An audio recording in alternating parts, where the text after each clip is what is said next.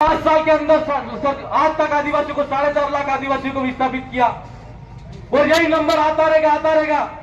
तो एक दिन ऐसा आएगा कि अगर एक दूसरे का मुंह ताकते रहोगे, अशोक भाई कह रहे थे यूं कि बोले कुकड़ा हुआ उठाएगा, बेन ने दाना रखेगा आम वकीरेगा, बेन दाना रखेगा नाम वकीरेगा। लेकिन मैं आपसे कहना चाहता हूं कि आदिवासी परिवार की विचारधारा है, उस विचारधारा को अगर आप समझते हो तो मैं आपसे कहना चाहता हूं कि कोई भी आपको लालच दे, प्रलोभन दे, उसके अंदर बिकना नहीं और भटकना नहीं है।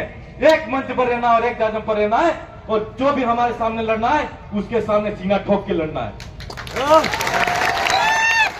चाहे वो पार्टी हो, चाहे वो नेता हो, चाहे प्रशासन हो, कोई भी हो, लेकिन आदिवासियों के अत्याचार, आदिवासियों के साथ में अत्याचार करना बंद करना पड़ेगा।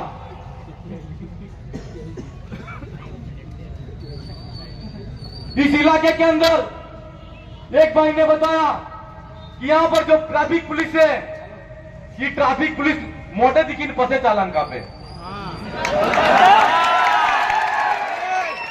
आपके हाथ में कानून का डंडा है, कानून का नियम है। मैं आपसे कहना चाहता हूं, अनुसूचित क्षेत्र ये जो बेल्ट है वो हमारा है और जो भी साथी अगर आज की जहां पर ट्रैफिक पुलिस में है उनसे भी कहना है कि मुंह देख के चालान काटने का काम मत करो। जिसने हेलमेट पहना है चाहे वो कोई भी हो, उसका चालान कटना चाहिए।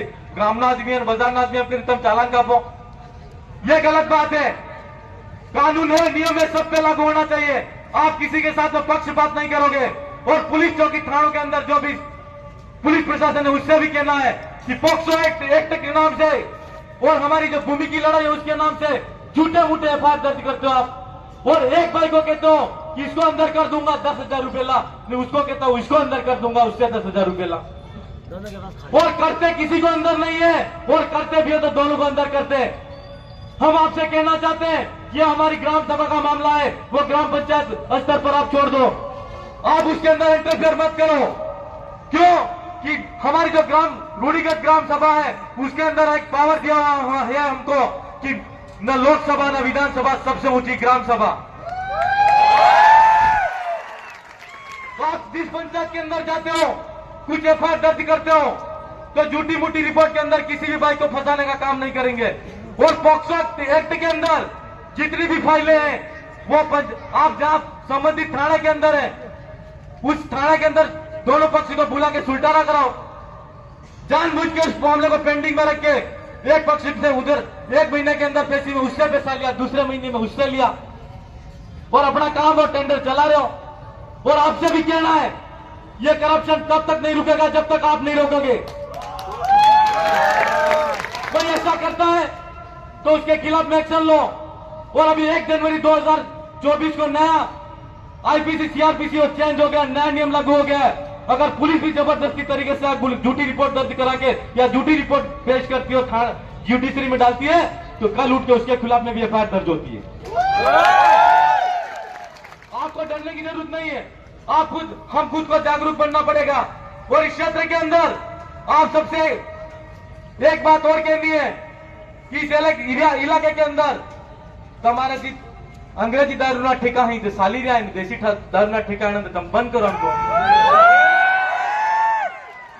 और आपसे पूछना है कि आपके सरकार के जो ठेके हैं वो तो कहते हो आप बंद कर दो, चालू रखो। और हमारे जी आदिवासी भाई रोजी रोटी के लिए जो देसी दारू चला रहा है उसको कहते हो बंद करो।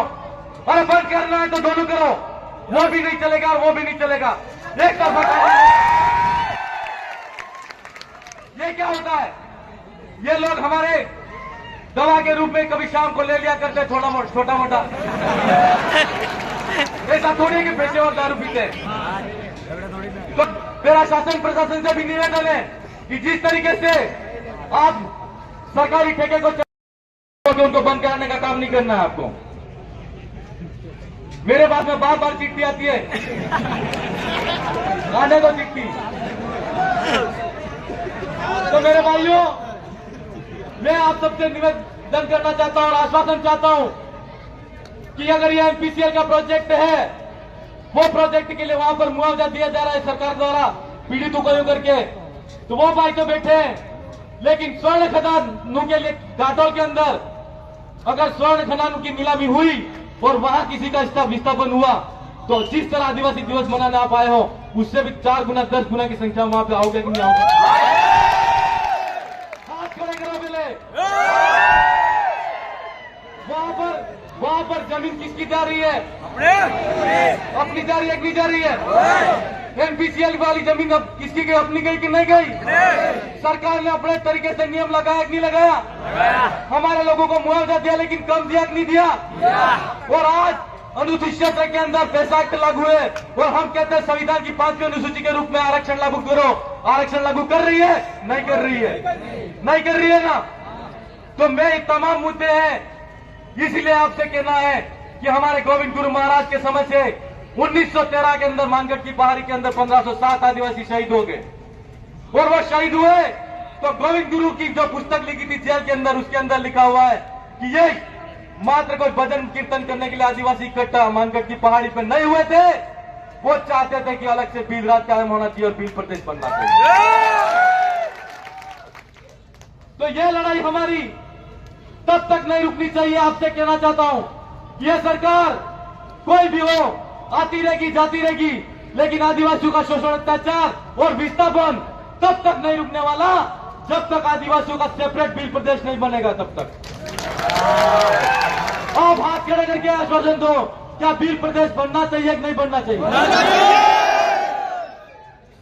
बनना चाहिए ना, तो बनेगा, लेकिन इसके लिए हमको लड़ना पड़ेगा। और इसी के साथ मैं ज्यादा कुछ नहीं कहूंगा, लेकिन यहां पर आप इतने बारिश के अंदर हमारी जो प्रकृति ने थोड़ा बहुत व्यवधान हुआ प्रकृति के कारण, लेकिन फिर भी इतनी कठिन परिस्थितियों में अपने पैरों पर खड़े रहे और यह कार्यक्रम इतना सफल तरीके से आयोजन कराया। मैं यहाँ पर मंच पर बैठी तमाम मातृशक्ति और मेरी बहनें, उनको भी बहुत बहुत धन्यवाद देना चाहता हूँ। और हमारे असम से आई हुई टीम, उसको भी धन्यवाद। उन्होंने शानदार अपने असम की संस्कृति, आदिवासी संस्कृति को पेश की।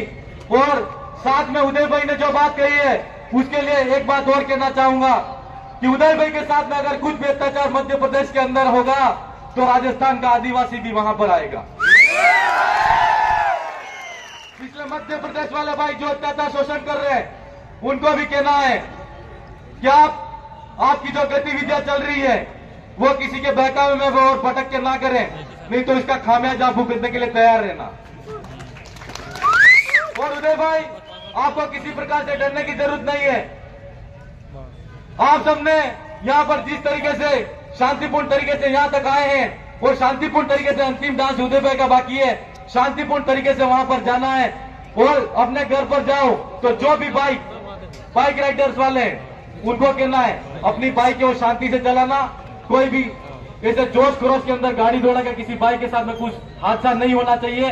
क्यों कि अगर एक व्यक्ति भी हमारे लिए बहुत ही महत्वपूर्ण है और ये मैसेज कतई नहीं जाना चाहिए कि विश्व आदिवासी दिवस के अंदर कोई बाइक गया जिसके कारण क्षति किसी को हुई है। यह काम नहीं, यह मैसेज नहीं देना है हमको। जिस अनुशासन के साथ में आप लोग यहाँ तक पहुंचे और अनुशासन बना के रखा है, वही अनुशासन के साथ में घर तक शांतिपूर्वक जाना है। आप सबने मुझे यहाँ पर सुना और अपनी जो वेशभूषा कल्चर के अंदर जो प्रस्तुतियां दी, उसी कल्चर के अंदर अगली बार ये जो पेंट वाले साथी है वो इस कल्चर और वेशभूषा के अंदर आने का प्रयास करेंगे। इन्हीं के साथ में मैं ज्यादा कुछ नहीं कहते मेरी बात को विराम देता हूँ। धन्यवाद। जोहार।